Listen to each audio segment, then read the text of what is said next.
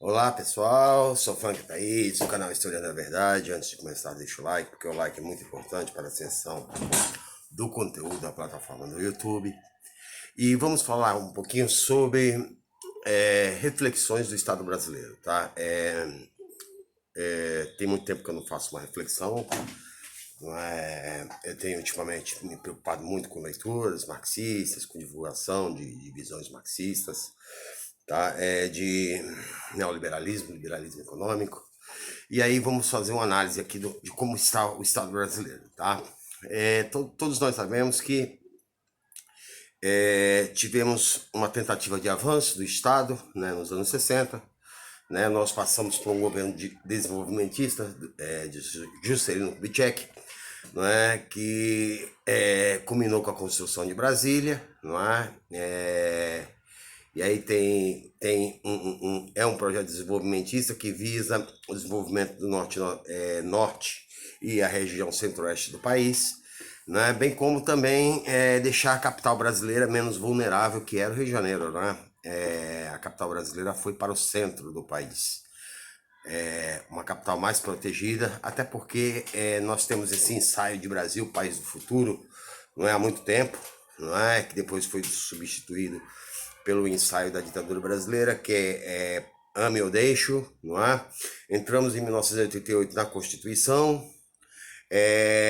O último presidente militar caiu em 1984, em 1900 iria assumir Tancredo Neves, mas morreu dia 21 de abril de 85, né? E assume José Sarney. Um Estado quebrado, que veio da ditadura, com uma inflação gigantesca, que chegou nos anos 80 a 80, 85, 88% ao mês, não é?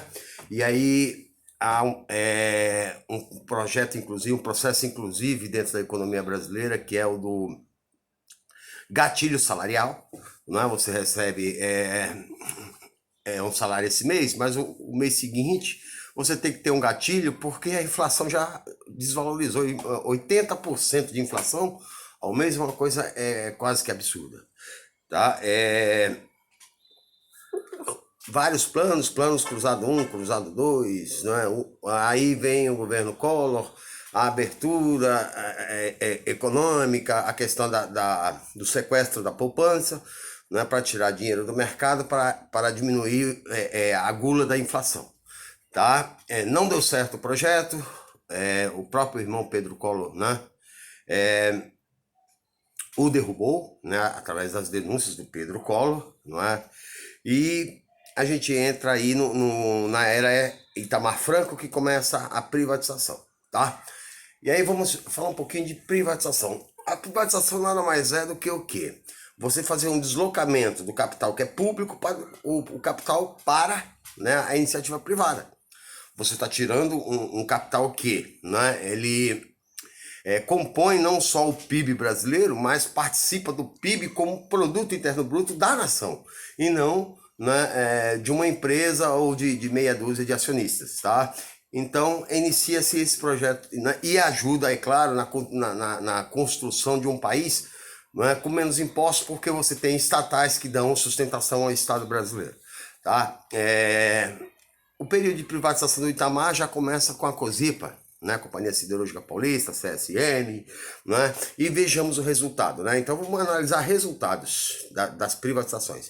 A Cosipa, a Companhia Siderúrgica Paulista, né, e aí é importante frisar que a superestrutura que detém meios de produção de comunicação, né?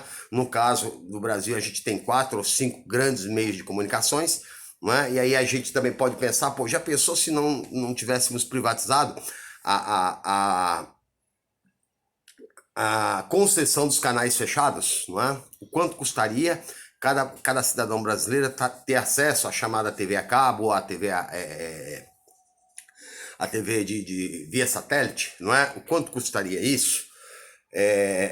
Né? Mas aí os grandes meios de comunicação vão defender sempre a privatização, porque eles vão angariar fatias desse bolo, né, chamado meios de comunicação, e outros processos de privatização, tá? Então, antes da privatização, há sempre uma ação do Estado, que é burguês, que representa o poder econômico, né, no sentido de de transformar a empresa estatal numa empresa que não é uma empresa que dê lucro, que na verdade não é uma, na verdade não é uma verdade, né, que não dá lucro e que é uma empresa ineficiente. Vamos pegar um exemplo, os Correios hoje. Tá? Se os Correios não fossem uma estatal, né, que desse lucro, a iniciativa privada não gostaria de tê-la. Quem é que vai comprar empresas que não dão lucro? Né? Então, coloca-se essa propaganda maligna, né, de que as estatais não dão lucro, né, e que são ineficientes. Mas quem é que controla a estatal? O Estado. O próprio Estado torna ela ineficiente para passar a visão de ineficiente. Né? Caso dos carteiros, não se contrata carteiro, né? Não se renova a frota de distribuição de produtos, né, dos Correios. E aí o serviço, é claro, vai ficando ineficiente, porque a atividade humana que não é recolocada, né, no lugar dos que vão se aposentando, ou dos que morrem, os que adoecem, né, vai deixando as pessoas sobrecarregadas e com isso vem a ineficiência. Isso é uma questão óbvia, né? E aí quando chega ao grau máximo de ineficiência, como foi na época de FHC, né, cria-se, né, a privatização. Constrói-se a privatização que o BNDES, geralmente, né, na era FHC e Itamar Franco, apoiou, né, ou financiou a venda das estatais. Tá? A venda não, a quase doação. Né? Você pega, por exemplo, aqui na Baixada Santista, a Cosipa. A Cosipa foi financiada, a compra dela, pelo BNDES. Né? Nunca se sabe se pagaram os grandes capitalistas que a comprou, pagou ou não. Mas se sabe que hoje, né, ela começou a deteriorar desde de meados dos anos 90, né? Logo em seguida, eu estava lá na época, né, que ela foi privatizada. A qualidade da refeição do trabalhador caiu drasticamente, né, ao ponto de nos restaurantes da empresa, né, a empresa era tão grande que ela tinha uma cidade dentro, né, uma prefeitura, a prefeitura da usina, não é? Que fazia todos os serviços administrativos, né, de ordenação administrativa da usina, né? O preço, a alimentação caiu drasticamente ao ponto de você comer omelete, né? Ou ovo cozido, omelete, salsicha, né? Um filezinho de frango de repente, mas volta pro ovo, volta pro chuchu e aquele, né? Então, uma alimentação de baixa qualidade que fora substituído pelo quê? O trabalhador tinha acesso a comer um bife à parmegiana, né? Um bolo de carne, né? Uma torta, né? De frango, de palmito, tudo que vinha numa refeição de muito melhor qualidade, tá? Então, atacou-se a qualidade da refeição para quê? Né? Porque o menor custo de produção da refeição dá mais lucro para o capitalista. E a desvalorização do salário também dá mais lucro para o capitalista, tá? E logo em seguida começou o quê? As demissões, os processos chamados processos de demissões voluntárias, PDV, tá? Dobra-se salário, né? 3, 4, 5, 6 vezes o salário no valor da rescisão. Por quê? Porque o funcionário ainda tem a estabilidade. Então eles têm que se livrar desses funcionários. Por quê? Porque ganha bem. Se o funcionário ganha bem, é óbvio que ele vai ajudar a girar a economia na sua região. Quanto melhor a classe trabalhadora ganha, melhor ela faz circular a energia, o comércio, e o comércio faz circular as indústrias e dá-se ciclo, né, a uma atividade econômica saudável e a redução drasticamente do desemprego. Tá? Cortou-se então, começou a cortar-se mão de obra, demitir, aposentar, não é? E contratar trabalhadores com menor nível de salário. Se ele ganha muito menos, é óbvio que ele vai gastar muito menos e o comércio vai entrando em crise. Isso é uma questão lógica. Tá? O país não sai da crise se nós continuarmos, por exemplo, se vende a Embraer hoje para a Boeing, né? Obviamente que os próximos passos, né, será contratar, né, pessoas com menor salário e demitir aqueles que têm mais salário, a não ser os que forem imprescindíveis. Tá? E aí é onde o neoliberalismo ataca na desconcentração de salário da classe trabalhadora, mas ataca também no nível da intelectualidade. O que está acontecendo com a CAPES hoje, né? 80 mil bolsas aí, né, cortadas da CAPES, né? para tirar o quê? O foco da autonomia, né, tecnológica do próprio país. E só se nós não temos autonomia tecnológica, nós não produzimos tecnologia, não é, para o futuro, nós estamos vendendo nossas matrizes naturais, não é? Que petróleo, estamos vendendo, né, a Embraer, pondo para vender os Correios, pondo para vender as refinarias, o que sobra para o fatiamento do PIB brasileiro. Né? O PIB brasileiro, obviamente, vai diminuindo, ao ponto que não vai ser, o Estado não vai ser capaz de manter o seu próprio papel constitucional, que é o quê? Que está lá na Constituição. Saúde, educação, segurança. Né? Vai começar a se perder muita verba, né? Porque uma coisa eles não abrem mão, pagamento dos juros da dívida pública. E que fatia que leva? Quase 40% do orçamento da União. Elevada, né? E não foi mexido na PEC 95 do Michel Temer, não é? Não foi mexido, não se congelou, né? A dívida pública, não se congelou o orçamento destinado ao pagamento da dívida pública. Para todo o resto, sim, mas para a dívida pública, não. Então o Estado fica engessado. O Estado fica engessado, vende as suas estatais, diminui o tamanho do PIB, é óbvio, e diminuindo o tamanho do PIB, óbvio também que diminuir o atendimento, o Estado vai se encolhendo e vai começando a prejudicar primeiro os mais pobres que não têm voz na sociedade.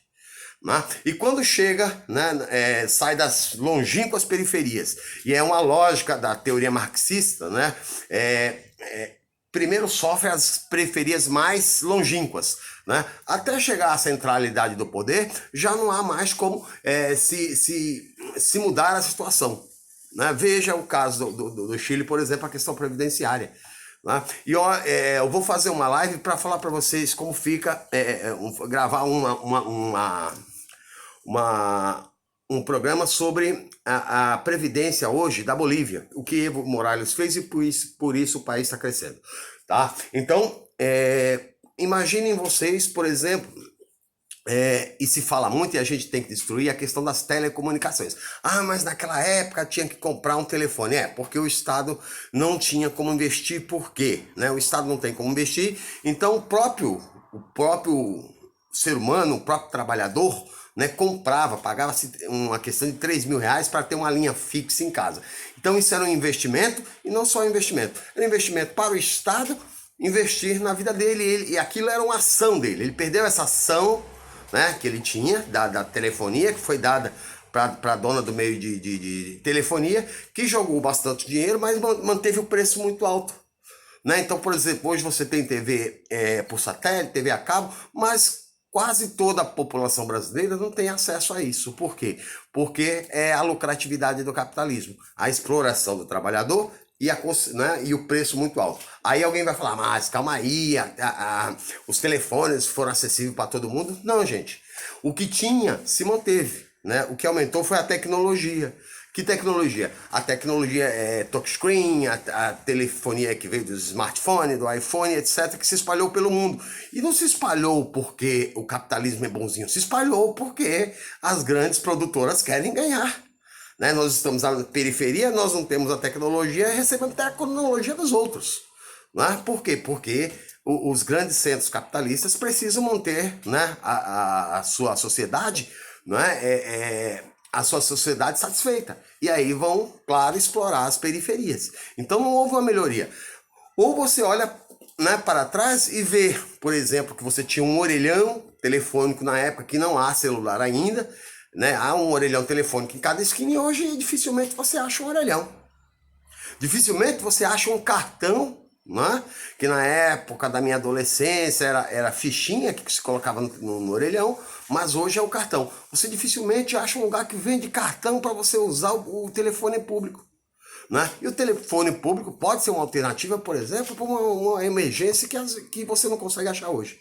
Tá? O que tinha, né, que o Estado deu, né, ficou. E não houve investimento nisso. Não é? O que houve foi o preenchimento do Estado capitalista vendendo o quê? Equipamentos, né, tecnológicos, que todo mundo quer, óbvio, eu também quero, todo mundo quer, mas isso não é um avanço do capitalismo depois da privatização. Isso são concessões que poderiam ter sido feitas ou não, né?